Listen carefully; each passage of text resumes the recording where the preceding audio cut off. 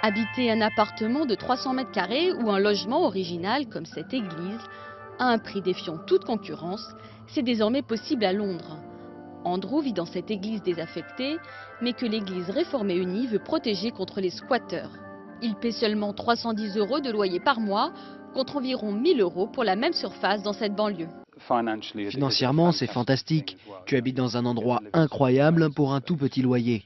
Quand j'en ai entendu parler la première fois, je me suis dit que c'était trop beau pour être vrai. Le principe est simple. De nombreux bâtiments sont inoccupés à Londres avant d'être vendus ou réaménagés. Pour éviter les squatteurs et ne pas payer une fortune en sécurité, leurs propriétaires peuvent les louer pour un minimum de 2 mois à des particuliers, surnommés des gardiens. On a eu un logement sur Kings Road où le gardien vivait à côté de chez deux footballeurs de Chelsea et il payait 300 € par mois. Revers de la médaille, le gardien peut être sommé de quitter son logement dans un délai de 15 jours. En un an, Daniel a déménagé 4 fois, ce qui ne le gêne pas plus que ça. J'ai testé plusieurs quartiers. J'ai habité à Hampstead et j'habite maintenant Warren Street. C'est sympa de découvrir des nouveaux endroits.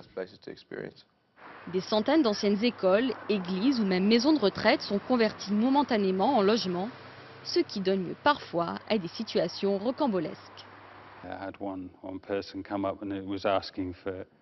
Une personne est venue me demander des conseils spirituels.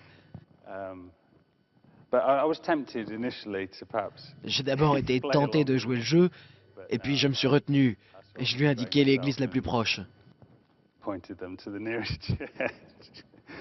Pour devenir gardien, il faut remplir 3 critères: avoir un emploi à plein temps, pas d'animal et pas d'enfant.